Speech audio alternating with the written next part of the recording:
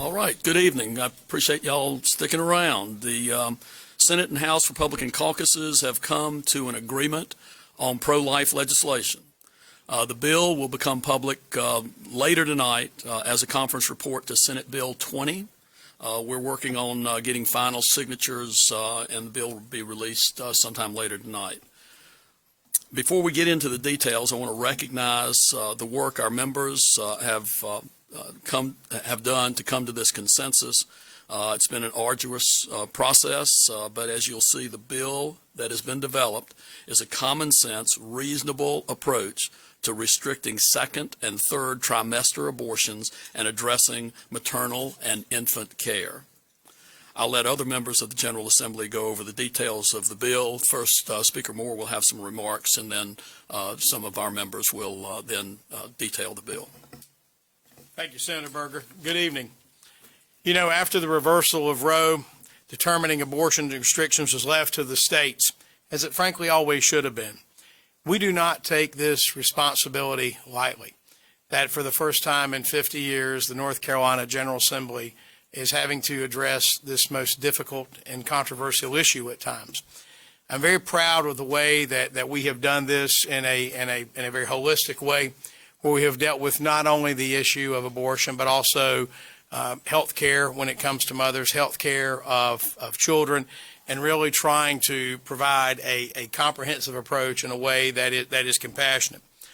This bill does address abortion, as will be more fully discussed, but it also includes mental health care, paid parental leave, and many other things to support women for parents. The women standing here today represent the diligence and hard work that the members in both chambers have accomplished that have resulted in a truly comprehensive piece of legislation. It is a mainstream piece of legislation that we believe enjoys broad support among the people. Very proud of the hard work they've done, and with that, we'll turn the floor over to Senator Krovic.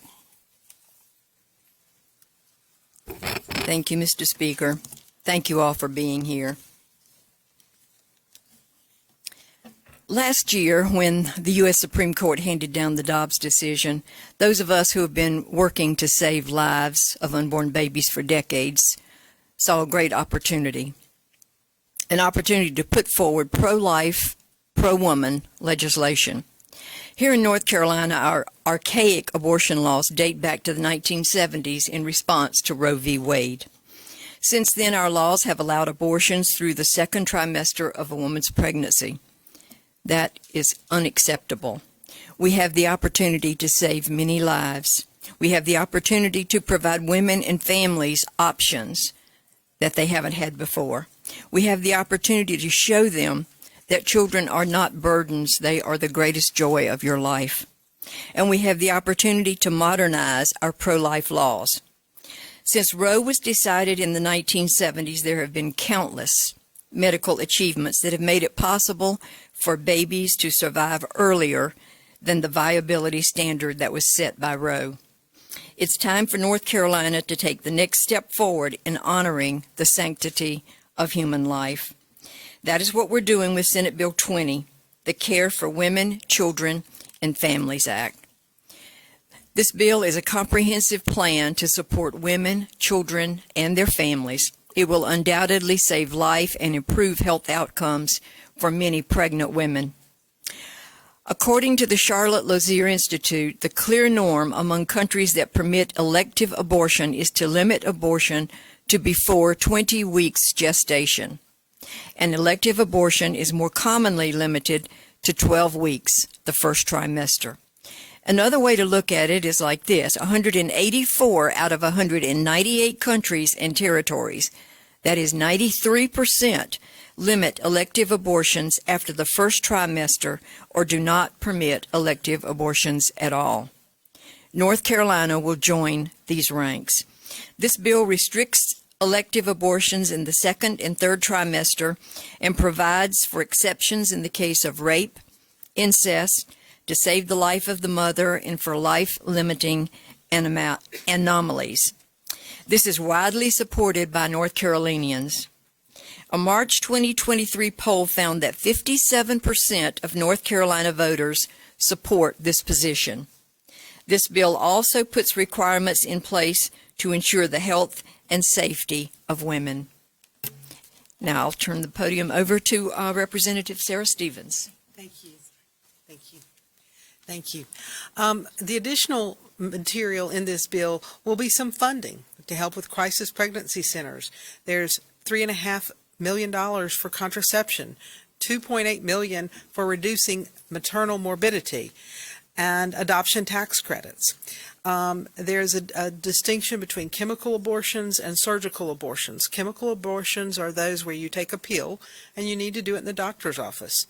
The medical abortions, surgical abortions, will be for things after 12 weeks where there's the rape, incest, or life of the mother, or fatal fetal anomaly. Those will be done in a surgical center, a center rising to surgical standards. We do have care for the babies with the adoption and foster care. We have an adoption task force to try to make that easier. We have a foster care boost in funds for $25 million. We have child care grants going up to $32 million. We have finish line grants for college for students who get pregnant. We've increased some of the safe surrender language. We include the Born Alive bill, and we have you can't get an abortion for any eugenics type person or if it's pain capable. So we are pleased that the unborn will be recognized as having a fundamental right to be born, and mothers will get our unconditional support. It's time to catch up with the science that affirms parenthood before birth. This is a pro-woman, holistic approach. It's equipped with as much information, as many options as we could give at this point, and focuses on the health and safety of the child. I think at this point it might be appropriate to take questions, and we will all stand for them. Who wants to do questions? Oh, I'm sorry. Thank you, Representative Stevens. So this proposal focuses on the health and safety of women and children. We know that oftentimes women feel like they don't have options when they're faced with an unplanned pregnancy, but we want them to know that they do have options. And so this bill will include nearly $160 million to reduce infant and maternal mortality. We have increased access to contraceptives, provide paid maternity and paternity leave to teachers and state employees, increased funding for foster care families, money for kinship families, care, adoption, support for new mothers in community college and child care, as Representative Stevens said. So beyond the funding, this would create reasonable regulations on abortion in North Carolina. I'm trying to skip over some of the things that you already covered, but abortions are serious medical procedures and should be performed in safe, sanitary, and suitable facilities, and they will be regulated like they should be regulated like any other medical procedure to protect women. If a woman experiences complications, she needs to be there in the appropriate facility to get care as quickly as possible. So after the first trimester, we know that complications rise from abortion, and they increase substantially. So women can suffer from all kinds of complications, and doctors in North Carolina have seen young women come into emergency rooms with severe complications that have required them to perform hysterectomies. So these women's lives are forever changed, and that's why this legislation has guardrails in place to ensure that abortion clinics meet the same standards as other health care facilities, and requires a woman to give her informed consent before a physician can move forward. As part of that informed consent process, a woman is walked through the risk associated with an abortion. A doctor is required to share the information about how far along her pregnancy is and risk related to pregnancy, carrying the pregnancy to term. This bill will affirm a woman's right to see an ultrasound and prohibits a clinic from denying her that right because of a clinic rule or policy. All of this must be done in person before a woman can consent to a surgical or medicated abortion. Informed consent process is vital to ensure a woman understands the procedure that she's about to go through and has a chance to learn about alternatives. Too often women are told that abortion is the only option. Again, there are other options. They are rushed to decide without understanding the options open to them, including adoption and resources to support her and her baby. So when it comes to medical abortions or chemical abortions, a doctor would be required to examine the woman in person and must be present when the first abortion-inducing drug is administered. Anytime a doctor prescribes a new medication, they want to see patients after a certain period of time to make sure that it is working and how it is working. Abortion-inducing drugs will be treated the same way.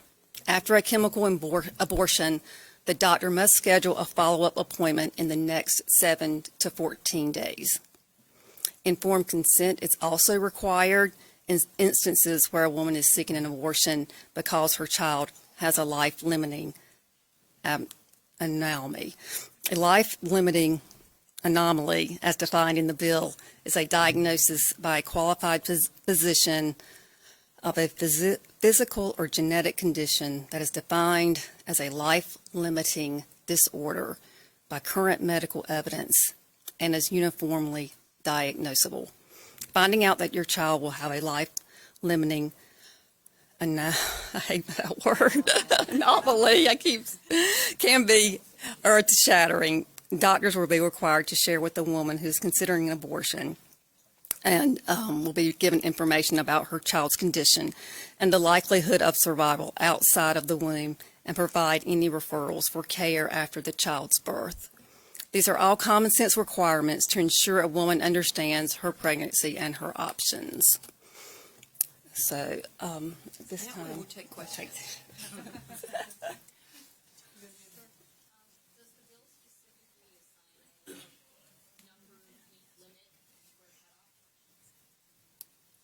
Yes. Yeah, 12 weeks for normal abortion, up to 20 weeks for rape or incest, 24 weeks for any life-limiting anomalies or emergencies. And no limit on the life, if the mother's life is in danger, then there's no. Yeah, no limit if the mother's life is in danger. On the life of the mother, how will that be defined? How do you define the risk to the mother's life? It would be the doctor's decision. But it must be physical. Must be physical, yes, not emotional. Dr. Baker? The burden of proof for rape and incest, what would that be? I mean, other states have required people to have gone to court. What would the burden? Sarah, answer that. Our legal staff will answer that. No, thanks.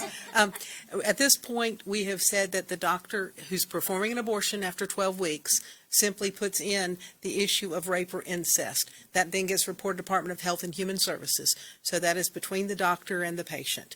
And it simply will be reported as part of information we will be collecting. Representative Baker, did you want to talk about the mother and the baby fetal anomaly and life of the mother? I didn't know if there's anything more you want to say about that. Thank you so much. No, I think that you've done a great job. I think that the message we want to get across here is that life of the mother is eminently prioritized, and it always is, but I think it's especially important that when we're looking at this bill, we are protecting the mother and we are protecting the baby. And we are also upholding medical procedures that have been in practice for decades and have shown to be effective in protection. And so I know there was a mention of chemical abortions, and so to be clear, this bill does not change at all the statute around chemical abortions in North Carolina. I think that's a question that's been asked a lot of times. And in North Carolina, we have already had in statute that for a chemical abortion, when that first pill is delivered, it must be delivered in the presence of a physician. And that's particularly important because, as I'm sure many of you know, there are issues like ectopic pregnancies that if a woman takes the pill at home, not in the presence of a doctor who has confirmed that it's a pregnancy in utero, because the side effects of that chemical, mifepristone is the name, because the side effects of that are known to be bleeding and cramping, then the woman doesn't realize when she's taking it at home and has not had an ultrasound and has an ectopic pregnancy, that if she takes that pill at home and begins to have bleeding and cramping, she doesn't know when to raise the flag and when that becomes emergent, and these women can die at home. So again, that has been in North Carolina statute for years. So the woman comes in, is evaluated by the doctor, there's confirmed to be an in utero pregnancy, and then there are 72 hours. She comes back, and then she can receive the medication so it keeps her safe. So again, everything that we're doing in this bill prioritizes the mother along with the baby. So I appreciate opportunity to clarify that. Thank you. What are the penalties for any patients or medical providers that don't follow these new guidelines?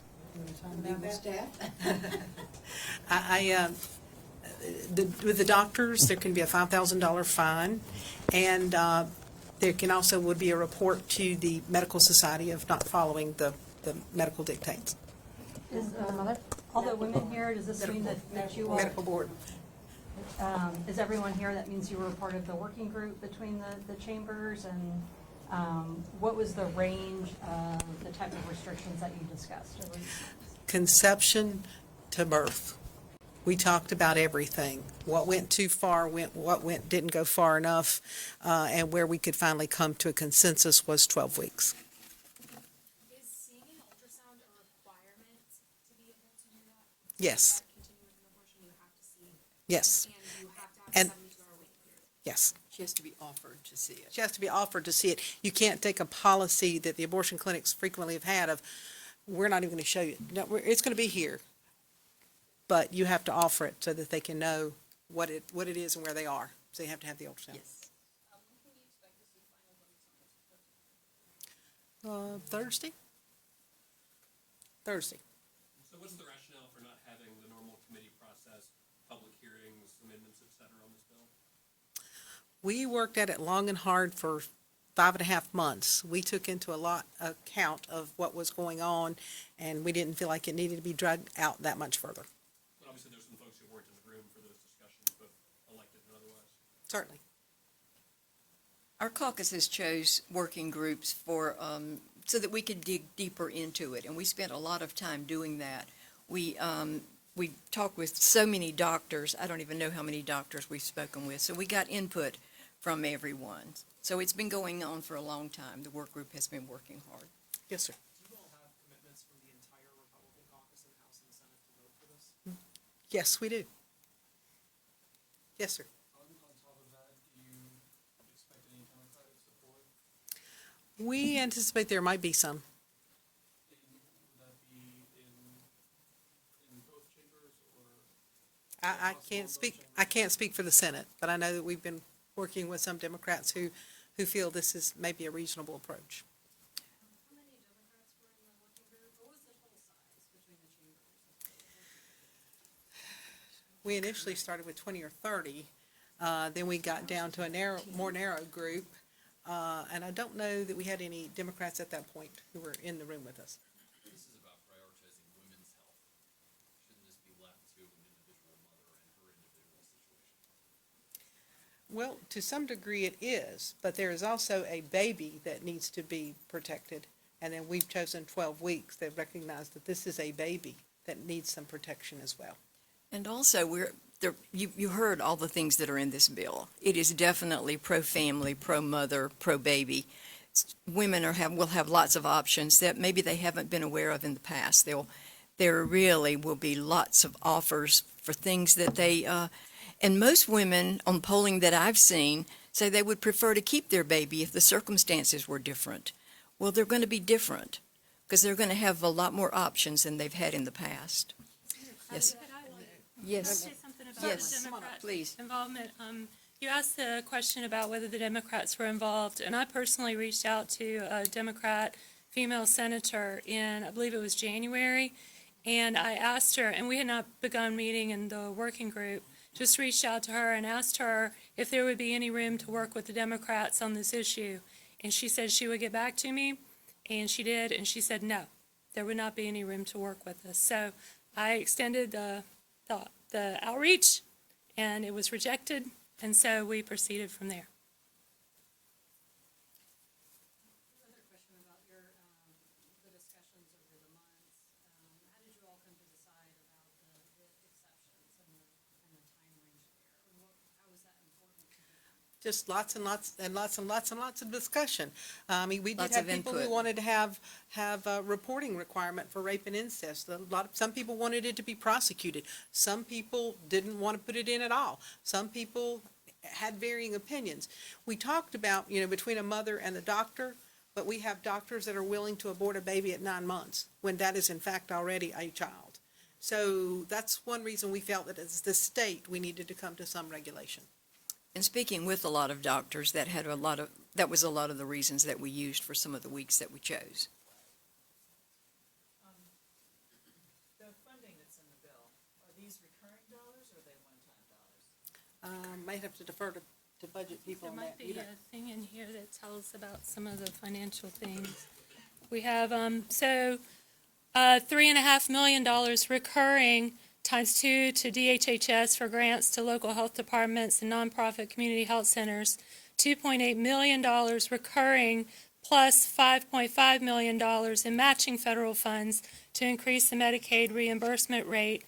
The paid parental leave for state employees, I think, is a really important part of this bill.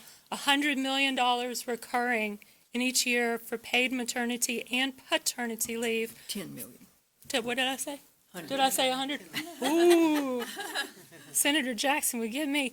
$10 million recurring for paid maternity and paternity leave for all teachers and state employees, up to 8 weeks for birth moms, and up to 4 weeks for spouses or adoptive parents. Then there's over $10 million recurring to increase the foster care and adoption assistance rates to an average of the southeastern states' rates. Almost $6 million recurring for unlicensed kinship care reimbursements.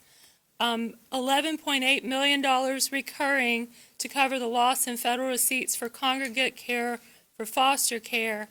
And this is something that people have really been very concerned about.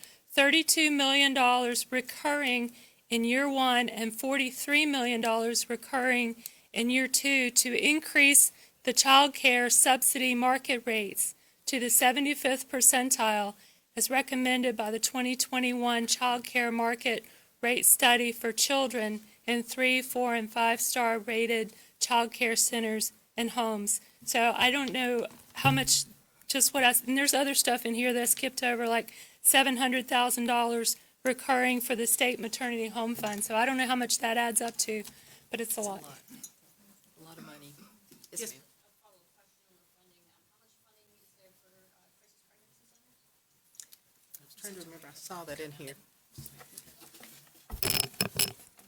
We usually have, each budget has had funding for the crisis pregnancy centers, but I don't think there's any particular in here, is there? There was some funding for, but I don't have. Crisis specific pregnancy number. centers. I don't. we It doesn't don't have know a off the top of number. our head. It just says funding for crisis pregnancy centers. It's a lengthy bill. Okay, over here, she's been patient. 12 weeks, I think, is one of the more lax abortion restrictions that Republican states have passed post-Roe. Can you talk about why you landed at 12 weeks when a lot of other states have done Part B or total bans? First trimester, and we look at what most North Carolinians have said, this is where most of them come down, where 57% thought 12 weeks was where it should be. So that was part of it, and a lot of discussion, and a lot of back and forth, and a lot of different voices. Final question. Final question. Who gets the final question? You want to pick them? You pick them. Who gets the final question? All right. A quick one about the working group. So you mentioned that you started off with 20 or 30 people in those groups. Did they The Senate didn't have that many. The House did. did they at any point sort of formally include any Democratic members who might be open to those discussions, or was that never it was always just a Republican working group in both chambers? Well, Go ahead. sorry, you heard Senator Galey's comments about the Senate side, so the invitation was put out and nobody was interested in joining us. We've reached out to some, but they weren't willing to be actively involved. I want to clarify that when I made the outreach, we hadn't formed the working groups themselves yet. So I don't want to imply that we asked them to join the working group and they said no. But I did reach out and ask if they were willing to work on the issue before the working groups were started, and they said no. All right, thank you. Thank y'all. Thank you.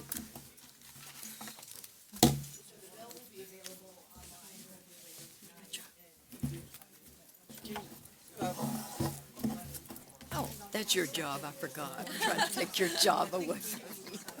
You're good. I'm happy. We can dock his pay. We can dock his pay because he wasn't doing it. Okay.